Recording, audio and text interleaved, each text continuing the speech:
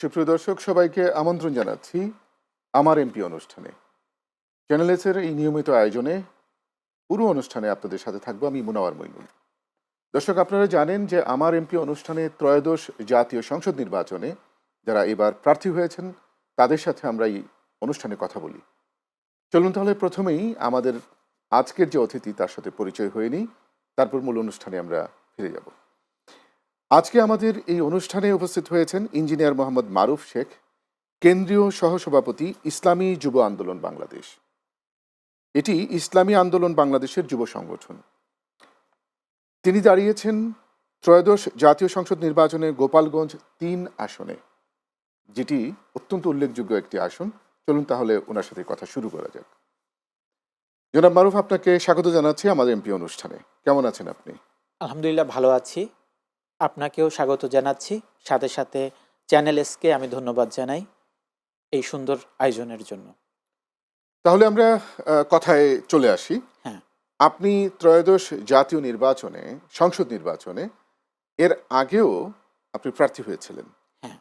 সেটা ছিল একাদশ জাতীয় সংসদ নির্বাচনে আমি এই আসন থেকেই ২০১৮ সালে প্রার্থী ছিলাম। আপনার এই আসনটা তো বেশ বড়সড় এবং খুবই মর্যাদাপূর্ণ আসন। হ্যাঁ, সেখানে যে শেখ হাসিনা যেখানে আপনার নির্বাচন করেছেন এবং ওখানে পাশও করেছেন, হ্যাঁ, আপনি প্রতিযোগিতা করেছিলেন। হ্যাঁ, হ্যাঁ।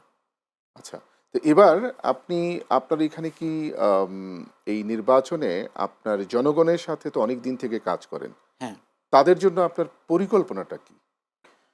জনগণের জন্য পরিকল্পনা যে আমরা যদি বাংলাদেশের জন্য ভালো কিছু করতে চাই। আপনার ভোটারদের জন্য, হ্যাঁ, আপনার এলাকার। আমার এলাকার ভোটারদের জন্য যদি আমরা ভালো কিছু করতে চাই, শুরু করতে হবে প্রাথমিক পর্যায় থেকে। যেমন একটা শিশু যখন সে প্রাথমিক বিদ্যালয়ে যায়, তখন থেকে যদি পরিবর্তন শুরু হয়, তাহলে ভবিষ্যতে দেশের জন্য সে ভালো কিছু করতে পারবে। এই জন্যে আমার সর্বপ্রথম আমার টার্গেট যে প্রাথমিক শিক্ষা ব্যবস্থা থেকে আমি কাজ শুরু করব। আমার এলাকায় যত প্রাথমিক বিদ্যালয়গুলো আছে, এখানে শিক্ষার ভালো পরিবেশ সৃষ্টি হবে। আমি সেই লক্ষ্যে কাজ করব। প্রাথমিক শিক্ষা ব্যবস্থায় কিন্তু শিশুরা ভাষা শিখে। দেখা যাচ্ছে যে যা আ যারা বাংলা ভাষায় অভিজ্ঞতা অর্জনে বাংলা ভাষায় কথা বলতে কিন্তু শিশুরা শেখে। ভালো করে কথা বলতে ক্লাস ৫ পর্যন্ত একজন ভালো কথা বলতে শিখে যায়। তার মানে ভালো আপনি লিখতে। শিক্ষা নিয়ে প্রথমে কাজ হ্যাঁ, করতে চান। হ্যাঁ, হ্যাঁ। তো সেক্ষেত্রে নারী শিক্ষা নিয়ে আপনার পরিকল্পনা কি? আ নারী শিক্ষা তো থাকবেই। দেখা যাচ্ছে যে আ সকল সেক্টরেই নারী শিক্ষা থাকবে এবং আ প্রাথমিক শিক্ষা ব্যবস্থায় নারী শিক্ষকদের গুরুত্ব বেশি। কারণ তারা মায়ের আদর দিয়ে শিক্ষার্থীদের পড়াশোনা করাইতে পারবে। প্রাথমিকের পরে? প্রাথমিকের পরেও সকল সেক্টরে দেখা যাচ্ছে যে আমাদের শিক্ষার পরিবেশ ভালো রাখার জন্য আমাদের দেখা যাচ্ছে নারী ছাত্রী এবং ছাত্র এদের জন্যে যদি শিক্ষার পরিবেশটা আলাদা হয়, তাহলে কিন্তু আমাদের ছাত্রীরা তারা বিভিন্নভাবে হয়রানির শিকার হয় প্রতিষ্ঠানে বা ইভটিজিংয়ের শিকার হয়, সেটা হবে না। এই জন্যে ইসলামিক অনুশাসন এই ক্ষেত্রে নারীদের শিক্ষার ব্যবস্থা করতে হবে, কিন্তু নারীদের জন্য সম্মানজনকভাবে আলাদাভাবে পরিবেশ সৃষ্টি করতে হবে। আমরা সেটা নারীদের কিরকম শিক্ষার পরিবেশ পরিকল্পনা? সৃষ্টি করব। পরিবেশের পরিকল্পনা কিরকম যে এখন যে পরিবেশ আছে সেটা কি পর্যাপ্ত নয়? আ সেটা দেখা যাচ্ছে যে আমাদের শিক্ষা প্রতিষ্ঠান আছে। দেখা যাচ্ছে সেখানে আ শিক্ষা প্রতিষ্ঠানে ছেলেদের জন্য আলাদা আ ক্লাসরুম, মেয়েদের জন্য আলাদা। আমিও যখন পড়াশোনা করেছি, হাই স্কুলে যখন আমি পড়েছি, তো তখনও কিন্তু আ আমার হাই স্কুলে দেখেছি যে আমার ছেলেদের জন্য ক্লাসরুম এবং মেয়েদের ক্লাসরুম আলাদা ছিল। অনেক সময় ছিল, আবার অনেক সময় একত্রিত করা হয়। তো আমরা যদি পরিবেশ সৃষ্টি করতে পারি, তাহলে মেয়েরা কিন্তু আরো স্বাচ্ছন্দ্যে সেটা তারা কেমন পড়াশোনা পরিবেশ? করতে পারবে। একসাথে পড়াশোনা করলে তো আপনার তো সমস্যা হয়নি। নতুন করেই প্রশ্ন আসছে কেন যে আ পরিবেশ তৈরি করার? না, দেখা যাচ্ছে যে শিক্ষা ক্ষেত্রে আ ছাত্রীদের বিভিন্ন সময় বিভিন্ন সমস্যা হয়েছে আমরা দেখেছি। আচ্ছা, কিরকম সমস্যা হতে দেখা পারে? যাচ্ছে যে শিক্ষা প্রতিষ্ঠানে মেয়েরা অনেক সময় দেখা যাচ্ছে সে সহশিক্ষার কারণে সে ইপটিজিং এর শিকার হচ্ছে, বা দেখা যাচ্ছে যে সে স্বাচ্ছন্দ্যে তার ক্লাসরুমে ক্লাস করতে পারতেছে না। তো দেখা যাচ্ছে যে ছাত্রদের এবং ছাত্রীদের যদি আলাদা পরিবেশ থাকে তাহলে কিন্তু সেটা ভালো হবে। ধরেন আমরাও পড়াশোনা করেছি বা আপনি পড়াশোনা করেছেন, আপনি বললেন যে কম্বাইন্ডলি আপনারা পড়াশোনা করেছেন। আপনার অভিজ্ঞতায় কি বলে এই শিক্ষা ব্যবস্থাটা কি পরিবর্তনটা খুব জরুরি হয়ে পড়েছে? আপনি কি একটা মডেল দিতে পারেন যে এই শিক্ষা ব্যবস্থাটা কেমন হতে পারে? যেমন আমি আপনাকে কিছু আগেই বলতেছিলাম যে আমরা প্রাথমিক শিক্ষা ব্যবস্থা থেকে শুরু করব।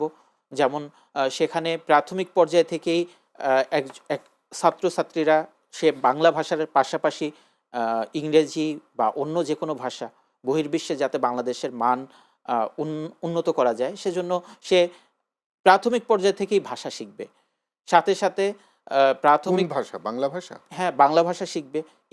বাংলা ভাষার সাথে, সাথে অন্য যেকোনো ইংরেজি ভাষা হোক, আরবি ভাষা হোক, চাইনিজ ভাষা হোক, সে প্রাথমিক পর্যায় থেকেই বাংলার সাথে, সাথে যদি আরেকটা ভাষা সেটা কি ক্লাস 6 এর পরেও থাকবে? মানে ক্লাস 6 থেকেও থাকবে? দেখা যাচ্ছে প্রাথমিক পর্যায়ে যদি একজন ভাষা শিখতে পারে, তাহলে কিন্তু সেই ভাষাটা সে মায়ের ভাষার মতো করেই শিখতে পারে। আচ্ছা। যেহেতু শিক্ষার শেষ পর্যন্তই তার ভাষা শেখা তার মানে আপনার থাকবে। শিক্ষা ব্যবস্থা নিয়ে আপনার একটা পরিকল্পনা আছে। আপনার এলাকায় আপনি হ্যাঁ, শিক্ষা হ্যাঁ। ব্যবস্থা নিয়ে কাজ করবেন। এবং আমরা শিক্ষা প্রতিষ্ঠান নিয়েও কাজ করব। যেমন প্রাথমিক শিক্ষা প্রতিষ্ঠানগুলোতে দেখা যাচ্ছে যে আ শিক্ষিকা, ম্যাডামরা আছে অনেক। কিন্তু তাদের কিন্তু সেখানে পরিবেশ নেই। যেমন ম্যাডামদের জন্য আলাদা একটা কমন রুম থাকবে। সেখানে নামাজের ব্যবস্থা থাকবে। সাথে, সাথে নামাজের ব্যবস্থা তো এখনো আছে আ বোধহয়। দেখা যাচ্ছে অনেক যে প্রত্যেকটা স্কুলেই যে আলাদা দেখা যাচ্ছে যে নামাজ প্রেয়ার রুম আছে। প্রেয়ার রুমটা সাধারণত টিচারদের জন্য, টিচাররা ইউজ করে। কিন্তু ম্যাডামদের জন্য আলাদা প্রেয়ার রুম এটা পাওয়া যাচ্ছে না। ম্যাডামরা ম্যাডাম বলতে সেইভাবে কারা? মানে দেখা যাচ্ছে টিচাররাই? টিচাররা আ আচ্ছা। নারী শিক্ষিকা যারা, তাদের জন্য নামাজের জায়গা থাকবে। দেখা যাচ্ছে প্রাথমিক আ স্কুলের যারা শিক্ষিকা, ওনারা কিন্তু সকাল থেকে নিয়ে অনেক জায়গায় ৪টা পর্যন্ত ক্লাস নেন। তার মানে আপনারা নামাজ এবং নামাজের ব্যবস্থা করবেন আলাদা করে, এটা আ ঠিক আছে। আর কোনো পরিকল্পনা হ্যাঁ, আপনার এই না নির্বাচনের না নামা ভোটারদের প্রতি আর কোনো কিছু আছে কিনা যেটা না, দিয়ে আপনি যেমন এই শিক্ষা ব্যবস্থার মধ্যেই আমি প্রাথমিক শিক্ষা ব্যবস্থার বিষয়টাই আমি শেষ করি। যে দেখা যাচ্ছে যে এখানে নামাজের সাথে, সাথে সেখানে দেখা যাচ্ছে একটা স্কুলের মধ্যে আ আ সেখানে চাইল্ড কেয়ার থাকতে পারে। তারপরে প্রাথমিক চিকিৎসার ব্যবস্থা থাকতে পারে। আনুষঙ্গিক সকল ব্যবস্থা, ক্যান্টিনের ব্যবস্থা থাকতে পারে। যাতে একটা শিক্ষা প্রতিষ্ঠানেই একটা ছাত্রের গড়ে ওঠার জন্য একটা ভালো প্রতিষ্ঠান হিসেবে রূপ নেয়। এইরকম ধরেন এখন কি শিক্ষা ব্যবস্থা আছে? যেমন ধরেন হ্যাঁ। একটা বাংলা শিক্ষা ব্যবস্থা, মাদ্রাসা শিক্ষা ব্যবস্থা বা ইংলিশ মিডিয়াম শিক্ষা ব্যবস্থা। এইটা কি আপনারা রাখবেন? হ্যাঁ, সকল ধরনের শিক্ষা ব্যবস্থাই থাকবে। যে সেক্টরে পড়াশোনা করতে চায় সে সেই সেক্টরে পড়াশোনা করবে। ইউনিভার্সিটিগুলোতেও ধরেন আপনার যে ব্যবস্থাপনা আছে সেগুলোই থাকবে। আ আ হ্যাঁ, সেগুলোই থাকবে। সাথে, সাথে এখানে যাতে দক্ষতার উন্নয়ন হয়, কারিগরি শিক্ষার মূল্যায়ন হয়, সেই ব্যবস্থা আমরা সংযুক্ত করতে হবে। সাথে, সাথে শুনে ভাল লাগলো যে আপনার শিক্ষা ব্যবস্থা নিয়ে অনেক কাজ করার ইচ্ছা। এছাড়াও আপনি আপনার এই ভোটারদের জন্য আপনার এই টুঙ্গিপাড়া, আ এরপর আ আপনার গোপালগঞ্জ, টুঙ্গিপাড়া আর কোটালীপাড়া এই হ্যাঁ, এলাকায়, এই সংসদীয় এলাকায় আপনার ভোটারদের জন্য আর কি পরিকল্পনা আছে করবেন? যেমন আমার এলাকায় হসপিটাল আছে। ২ থানা পর্যায়ে হসপিটাল আছে, বড় ধরনের হসপিটাল আছে। কিন্তু সেখানে যদি মানুষ ভালো চিকিৎসা পাইতো, তাহলে তার চিকিৎসার জন্য ঢাকায় আসার প্রয়োজন হতো না। তো যেহেতু ভালো হসপিটাল আছে, কিন্তু চিকিৎসা ব্যবস্থা এখানে আমি ভালো করার চেষ্টা করব। সাথে, সাথে মহিলাদের জন্য যাতে এই হসপিটালেই সে হসপিটালে আসার আগেই সে যেন টেলিমেডিসিন সুবিধা পায়। সেজন্য যেন বাড়ির থেকেই ফোন করে হসপিটালের ডাক্তারের সাথে কথা বলে পরামর্শ নিতে পারে। এরকম হসপিটালের ফ্যাসিলিটি বাড়ানোর জন্য আমি কাজ করব। বাহ! স্বাস্থ্য নিয়ে আপনি কাজ করতে চাচ্ছেন। হ্যাঁ, হ্যাঁ, আচ্ছা, আরেকটা বিষয় যে আপনারা যে ধরেন ইসলামী শাসনতন্ত্র আন্দোলন, আ তাই তো? হ্যাঁ। এই ইসলামী শাসনতন্ত্র আন্দোলন কি আপনার আপনারা যখন ক্ষমতায় যাবেন, আপনারা কি তাহলে আ ইসলামী হুকুমাত কায়েম করার জন্য কোনো ব্যবস্থা নিবেন? নাকি না আপনারা গণতন্ত্রের যে অবস্থা আছে সেটাকে আরো গণতান্ত্রিক পদ্ধতিতে শক্তিশালী করার জন্য চেষ্টা করবেন? কোনটা করতে না, চান? এই ক্ষেত্রে আমরা ইসলামী হুকুমতটা কি এটা আমাদের বুঝতে হবে। আল্লাহ পাক রব্বুল আলামিন আমাদেরকে দুনিয়াতে পাঠিয়েছেন আমাদের চলার পথ কিভাবে সুন্দর হবে, এটা কিন্তু আল্লাহ পাক কোরআনের মাধ্যমে আমাদেরকে বিধান দিয়েছেন। এবং আমাদের নবী হুজুর পাক সাল্লাল্লাহু আলাইহি সাল্লাম তিনি আল্লাহর বিধানকে বাস্তবে কিভাবে অ্যাপ্লাই করা যায় সেটা কিন্তু অ্যাপ্লাই করে দেখিয়ে দিয়ে গিয়েছেন। তো আমরা সেইভাবেই দেখা যাচ্ছে যে আল্লাহর বিধান অনুযায়ী যাতে মানুষ চলতে পারে এবং রাসূলের তরিকায় চলতে পারে, আল্লাহর সন্তুষ্টির উদ্দেশ্যে চলতে পারে, সেভাবেই আমরা ব্যবস্থা করব। না, সেটা ঠিক আছে। আপনারা এটা তো অত্যন্ত ভালো কথা বললেন। কিন্তু এখন যে আমাদের প্রচলিত আইন ব্যবস্থা, শাসন ব্যবস্থা, আমাদের গণতান্ত্রিক পদ্ধতিতে যেভাবে আমরা বিচার ব্যবস্থা সবকিছু মিলিয়ে যে একটা দেশে একটা প্রতিষ্ঠিত শাসন ব্যবস্থা কায়েম আছে, সেটা কি আমূল পরিবর্তন করবেন? পরিবর্তন যদি করেনি, তাহলে কোনো কি উদাহরণ আছে পৃথিবীতে যাদের মতো আপনারা করতে চান, কোনো দেশের মতো করতে চান? সেরকম কি কোনো উদাহরণ আছে? না, আমরা ধীরে ধীরে মানুষের চাহিদা অনুপাতে আমরা পরিবর্তন করব।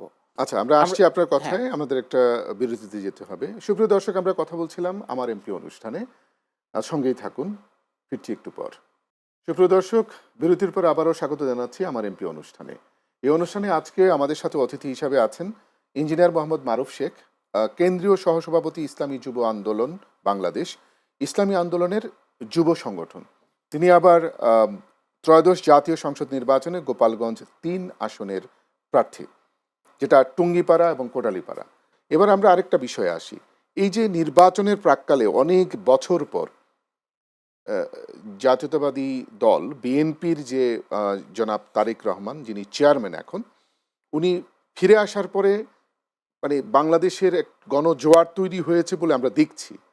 সেই বিষয়ে তো বোঝা যাচ্ছে যে আপনারা যারা ধরেন আপনারা কি জোট করেছেন? না জোট না, আপনারা বলেছেন যে এটা 12 দলীয় নির্বাচনী সমঝোতা। হ্যাঁ, আমরা নির্বাচনী সমঝোতা সমঝোতা জোট। করেছি। আচ্ছা, সমঝোতা কি জোট হবে? না, জোট হবে না। জোট না, এটা সমঝোতা। সম- তো এই যে যাদের সাথে সমঝোতা করলেন, এই যে জনাব তারেক রহমান আসার পরে যে ব্যাপক একটা জনসমাগম হচ্ছে, যিনি যেখানে যাচ্ছেন একটা উৎসাহ উদ্দীপনা আসছে, সবাই একদিকে ঝুঁকে পড়ছে বলে অনেকেই বলছেন, সেই বিষয়ে কি আপনারা বিএনপির সাথে আপনাদের কোনোভাবে কি মনে হচ্ছে যে আপনারা আগে যেভাবে ছিল এখন একই রকম না, আছেন? আমাদের আগে যেভাবে ছিল আমরা এখনো সেভাবেই আছি।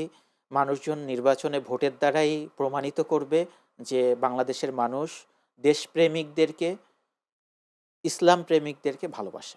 আচ্ছা, আরেকটা বিষয় হচ্ছে এই যে আপনাদের যদি ৩০০ আসনে, আপনারা তো প্রায় প্রায় ৩০০ আসনে নির্বাচনে দিয়ে থাকেন, মানে হ্যাঁ, প্রার্থী দিয়ে থাকেন।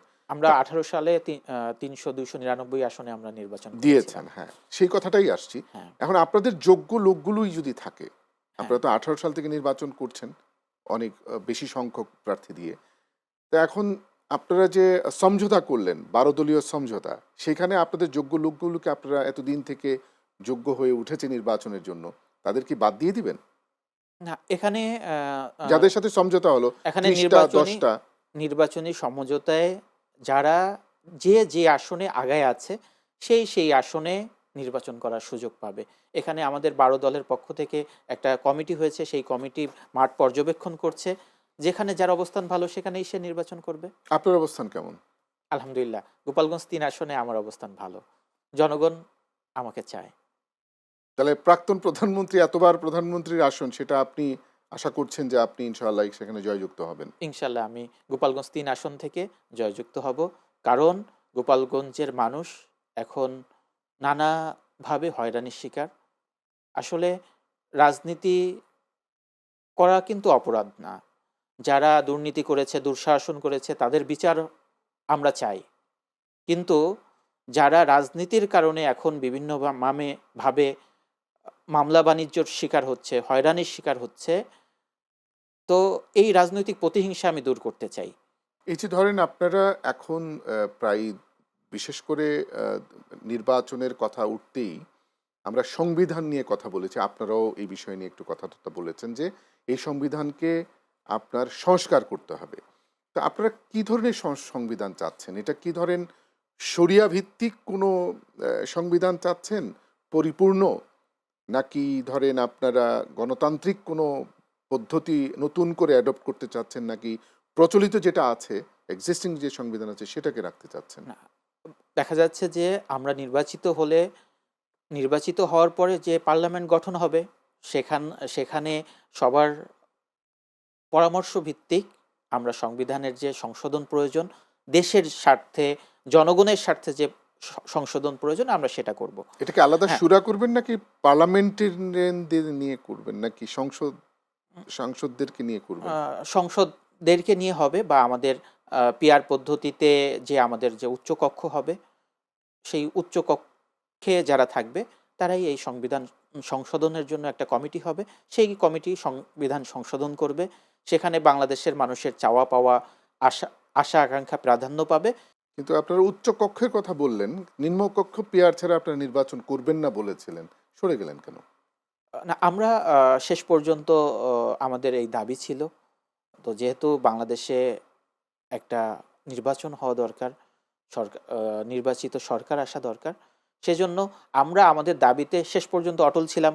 কিন্তু যেহেতু তফসিল ঘোষণা হয়ে গিয়েছে, বাংলাদেশে যাতে কোনো অরাজকতা সৃষ্টি না হয়, একটা সুন্দর অবাধ সুষ্ঠু নির্বাচন হয়, এজন্যই আমরা নির্বাচনের পক্ষে। কিরকম বাংলাদেশ দেখতে চান নির্বাচনের পরে জয়ী হলে? নির্বাচনের পরে জয়ী হলে এমন বাংলাদেশ দেখতে চাই যেখানে কোনো দুর্নীতি থাকবে না, দুঃশাসন থাকবে না, সংসদ সদস্যরা বা সকল দায়িত্বশীলরা সততার সাথে কাজ করতে পারবে। সরকারি লেভেলে যারা চাকরি করে, সরকারি যারা আমলা আছে, তারাও যেন সততার সাথে কাজ করতে পারে, সেরকম পরিবেশ আমরা সৃষ্টি করব। এবং মানুষের কিন্তু এটাই চাওয়া। উদাহরণটা তো পাচ্ছি না, কোন দেশের মতো হতে চান আপনারা, করতে চান এই দেশটাকে? আমরা বাংলাদেশকে বাঙালিদের বাঙালিরা যাতে ভালো থাকে, আমরা যাতে ভালো থাকি, জনগণ যাতে ভালো থাকে, সেজন্য জনগণের পরামর্শ নিয়েই আমরা জনগণের ভালো থাকার পরিবেশ সৃষ্টি করব।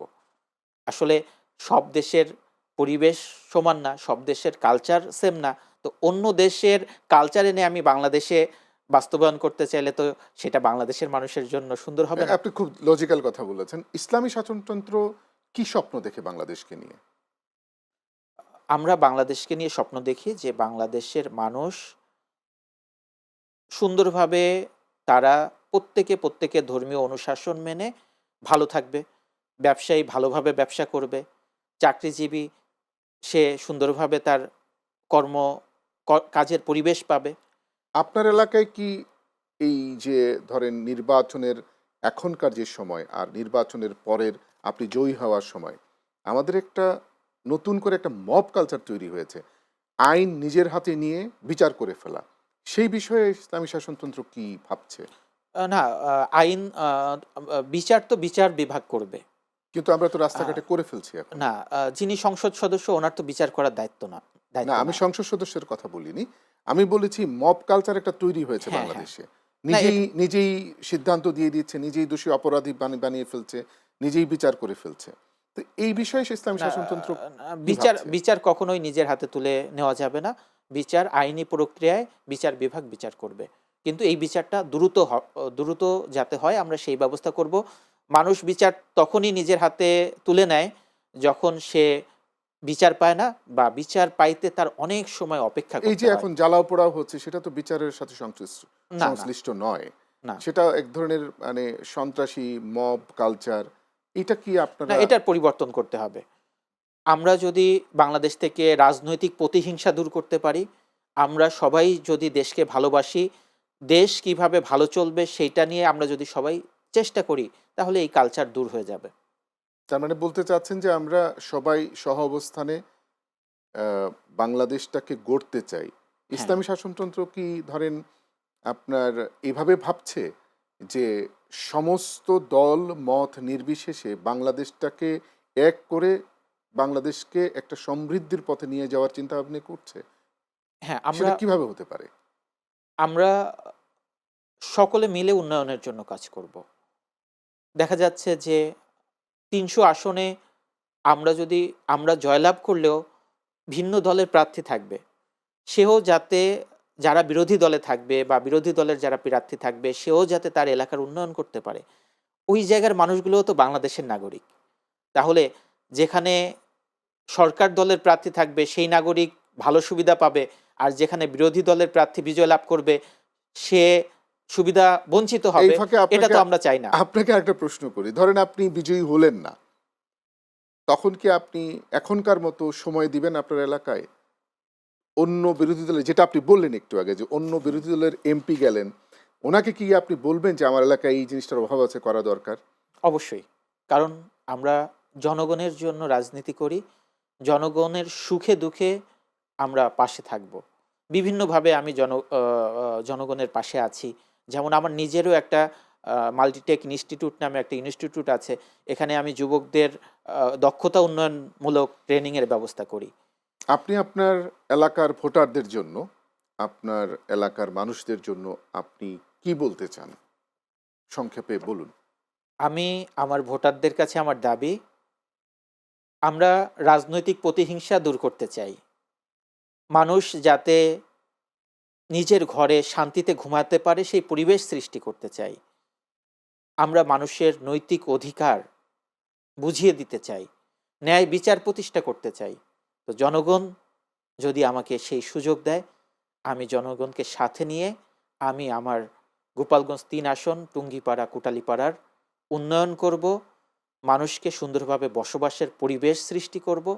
মানুষ যাতে নিরাপত্তা পায়, আমি যাতে সকল কাজ সততার সাথে করতে পারি, আমি সেই চেষ্টা করব। ধন্যবাদ আপনাকে, আপনি অত্যন্ত সুন্দর করেই বললেন। সুপ্রিয় দর্শক, যে প্রত্যেকটা মানুষেরই কিন্তু, বা রাজনৈতিক দলের বা রাজনৈতিক নেতাদের যেটা দরকার, এটা হচ্ছে একে অন্যের প্রতি শ্রদ্ধাবোধ থাকতে হবে, যেটা উনি বললেন। তো শ্রদ্ধাবোধ এবং তাদেরকে আপনার সহ্য করার ক্ষমতা, এবং মানুষের জন্য মানুষকে সম্মান করলেই আসলে, মানুষ তো ভোট দিতে হলে তো সম্মানটা পেতে হবে, সেই বিষয়গুলো নিয়ে উনি বলছিলেন। তো এই পর্যন্ত আজকেই থাক, আবারও দেখা হবে একই অনুষ্ঠানে। সবাইকে ধন্যবাদ।